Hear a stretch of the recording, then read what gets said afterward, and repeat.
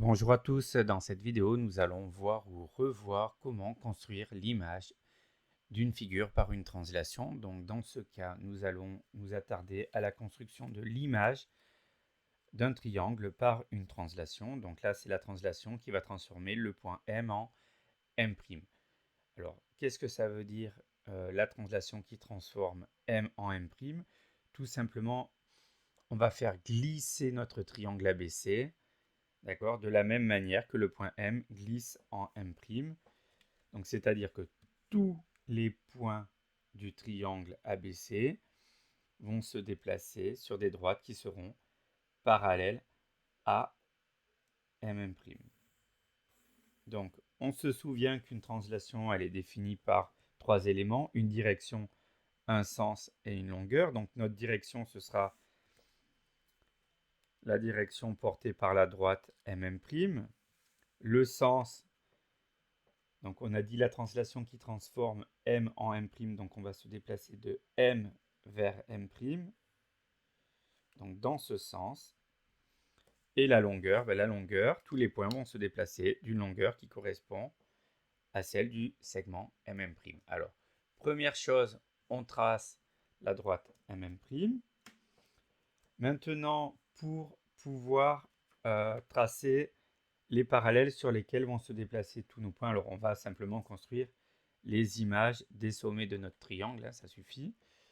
On va utiliser ce souvenir d'une petite propriété que l'on a vue en sixième, qui est que si deux droites sont perpendiculaires à une même droite, alors elles sont parallèles.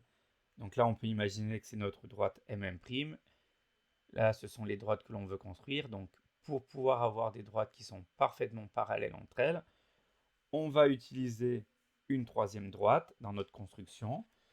Donc ça, c'est une droite que moi, je vais appeler la droite poubelle. Donc tout simplement, on va construire une droite qui est perpendiculaire à M'. Donc je peux la faire en pointillé, ça suffit. Tout simplement. Je sais maintenant que toutes les droites qui seront perpendiculaires à cette droite, alors je peux l'appeler D, à cette droite D, cette droite poubelle, seront également parallèles à M'. Alors moi je veux une droite qui soit parallèle à M' qui passe par A, une droite parallèle à M' qui passe par B et une droite parallèle à M' qui passe par C. Alors tout simplement, je prends mon équerre et je fais glisser sur ma droite poubelle. Tac. Première droite, elle est ici. Sans trop appuyer, pardon. Je construis la première parallèle qui passe par le point A. Je continue, deuxième perpendiculaire à la droite D, donc passant par B. Voilà, j'aurai ma deuxième parallèle à M', et je termine la troisième perpendiculaire à la droite D qui va passer par le point C.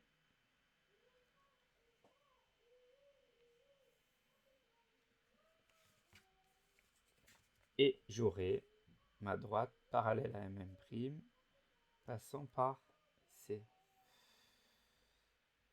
Donc maintenant, je sais que mon point A, mon point B, mon point C, ils vont glisser sur chacune de ces droites. Donc dans cette direction, hein, de M vers M', et ils vont tous se déplacer d'une longueur qui est égale à M'. Alors, j'ai qu'à faire quoi pour terminer? Je prends l'écartement entre M et M', hein, j'utilise un compas, c'est le plus simple pour reporter une longueur. Et voilà, je reporte. Donc là, j'aurai mon point A'. Je fais pareil à partir de B.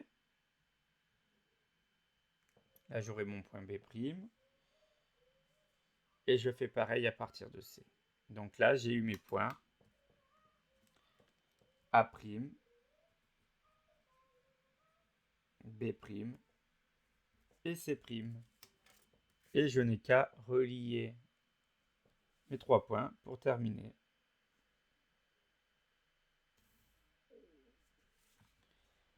Donc, encore une fois, sauf si cela est demandé, une construction, on la fait toujours au crayon gris.